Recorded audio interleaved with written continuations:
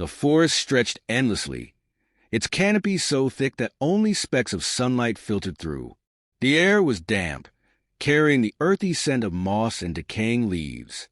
Each step crunched against the path, breaking the profound silence. A lone figure trudged forward, their backpack heavy with supplies, and a military tent strapped securely on top. They paused momentarily, scanning their surroundings, taking in the dense, untamed wilderness. There was no trail here, no markers to guide the way, just instinct and a rough map etched into memory. The clearing appeared suddenly, like a hidden gem in the labyrinth of trees. It wasn't large, but it was flat and surrounded by dense brush, offering both concealment and a sense of security. They dropped the pack to the ground with a muted thud, rolling their shoulders to ease the strain. The tent was unrolled swiftly, practiced hands working with quiet efficiency. Metal poles clicked into place. The fabric stretched taut against the earth. The figure anchored it firmly, glancing up occasionally as the forest seemed to watch in silence. The sky shifted from a pale blue to shades of amber and violet. With the tent standing firm, they rummaged through the pack, retrieving a compact stove and a tin of food. The hiss of the burner was the only sound breaking the stillness. The meal was simple, warm, filling, and eaten quickly. As they ate, they observed the forest. Birds darted between branches, their calls sharp and abrupt. A rustle in the distance drew their attention, but it was only the wind stirring the undergrowth. Darkness descended gradually, consuming the vibrant colors of the sky. The figure adjusted the tent's flaps, creating a small, secure space inside. They unpacked a flashlight, setting it aside for later use. As the forest grew darker, its character changed. The symphony of daytime creatures was replaced by the sporadic calls of nocturnal animals. Insects buzzed loudly, their presence unrelenting. There was something oddly calming about the isolation, yet it carried an undercurrent of unease. Sitting at the entrance of the tent, they gazed into the night, scanning the shadows as if expecting something to emerge. The campfire crackled faintly, its glow barely illuminating the immediate area. Beyond that, the forest was an expanse of impenetrable black.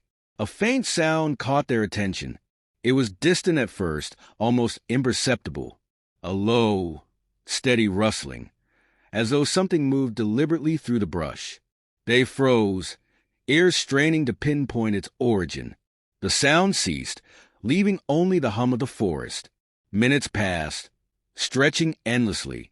Slowly, they exhaled, convincing themselves it was likely a deer or another harmless creature. The night deepened and the cold seeped in. They retreated into the tent, zipping it shut and wrapping themselves in a sleeping bag. The small space felt both secure and vulnerable. Outside, the forest continued its song, a mixture of life and mystery. As their breathing slowed, blending with the rhythmic chirping of crickets, sleep began to take hold. The forest, however, remained awake, cloaked in secrets. The night was alive with sounds, each one sharper in the surrounding silence. The soft chirping of crickets provided a steady rhythm, but other noises rose and fell unpredictably. A twig snapping, leaves crunching, distant rustling. Inside the tent, the figure lay still, their senses on high alert. Every sound seemed magnified, each one a possible sign of something approaching. A distinct crack outside the tent shattered the stillness. It was close, too deliberate to be the wind or a falling branch. They sat up, their breath shallow, listening intently. The sound came again, a soft but steady crunch of leaves. Something or someone was moving. Quietly, they reached for the flashlight and a knife from the gear beside them. The metal felt cold and reassuring in their hand. They unzipped the tent just enough to peer out, the beam of the flashlight cutting through the dark. The forest seemed undisturbed, shadows swaying gently with the wind. But then the beam caught something, a glint, a brief reflection. It disappeared as quickly as it appeared. The figure stayed motionless, waiting for any sign of movement. The seconds dragged on in suffocating silence, broken only by the faint rustle of branches. Whatever it was, it had melted back into the night. Returning inside, they zipped the tent tightly, the weight of unease pressing down. The forest outside felt different now, less like a natural haven and more like a living entity observing them. They adjusted their position, trying to settle back, but sleep was out of the question. The sounds of the forest seemed closer now, each crackle, rustle, and creak amplified. Suddenly, the tent shifted slightly. It was a subtle movement, almost imperceptible, but it was enough to send their pulse racing. They froze, clutching the knife, listening for more. The silence outside grew heavy, oppressive. Then came the faintest sound, a low exhale, soft and deliberate, just outside the thin fabric of the tent. The figure's grip tightened on the knife, their other hand inching toward the flashlight. With a sudden burst of resolve, they flicked it on and directed the beam at the tent's entrance. The faint outline of something outside was visible, but as quickly as it appeared, it was gone. The quiet returned, heavier than before, like the forest itself was holding its breath. Minutes turned into what felt like hours. The figure sat rigid, their eyes scanning the dim interior of the tent, ears straining for any hint of the unknown presence. Occasionally, there were faint sounds, leaves brushing against something, a distant crackle of underbrush, but nothing definitive. As the tension stretched on, a part of them considered leaving, packing up and retreating into the safety of daylight. But the idea of venturing into the darkness felt equally perilous. They remained, rooted by both caution and curiosity, the knife and flashlight never leaving their hands. Another noise broke the stillness, this time louder, more forceful. It came from the direction of the clearing's edge, a series of quick, sharp movements. They mustered the courage to unzip the tent again, this time fully. Stepping out cautiously, the flashlight illuminated the surrounding trees. The clearing was empty, but the unease was undeniable. Something about the atmosphere felt wrong. It wasn't just the darkness or the isolation. It was a sensation of being watched, of an unseen presence lingering just beyond the reach of the light. They scanned the ground and noticed faint impressions in the dirt near the tent's entrance. Tracks, though indistinct, seemed to lead away into the undergrowth. The figure followed them briefly, shining the flashlight along the faint trail, but the forest seemed to swallow it quickly. The air was cold, sharp against their skin, and each step fell heavier.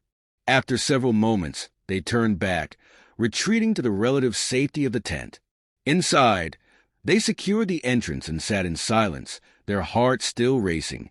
The forest outside remained alive, whispering its secrets through the trees. The faint sense of an observer lingered unshakable as they braced for the rest of the night. The first light of dawn seeped through the fabric of the tent, soft and gray, carrying the promise of relief from the night's tension. The forest seemed transformed, the dense darkness replaced by a silvery mist that hung low over the ground. The figure unzipped the tent cautiously, stepping out into the clearing. The air was crisp, carrying the faint scent of dew and earth. Everything was still, unnervingly so, as though the forest itself was holding its breath. The ground outside the tent bore faint traces of the night's events. There were scuffs in the dirt where the mysterious visitor had moved. The impressions were uneven, not quite animal but not distinctly human either. Kneeling down, they examined them closely, running their fingers over the indentations. Something about their shape and spacing didn't add up. Nearby, a few broken twigs and crushed leaves hinted at a path leading into the trees. They followed the trail a short distance, each step measured and deliberate. The mist seemed to grow thicker as they moved, muffling sound and blurring the outlines of trees.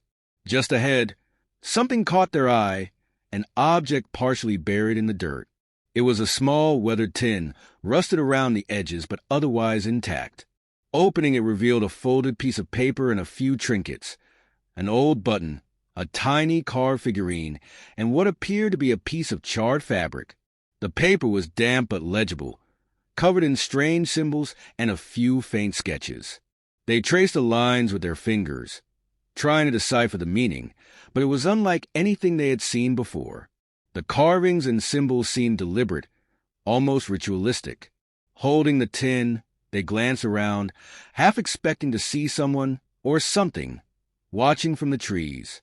Pushing further along the faint trail, they discovered another oddity, a tree with strange marks etched into its bark. The patterns were similar to the ones on the paper, jagged lines intersecting in deliberate shapes.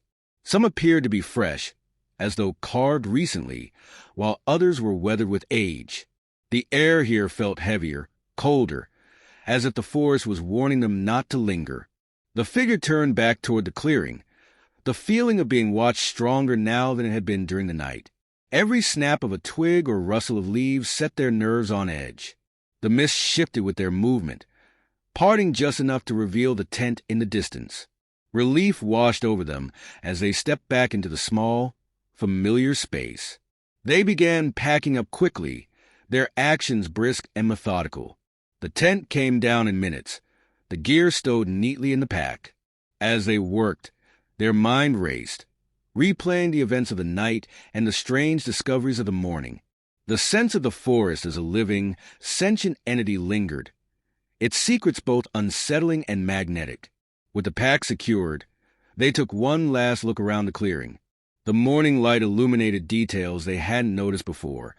Scratches on nearby rocks, faint trails leading off in multiple directions.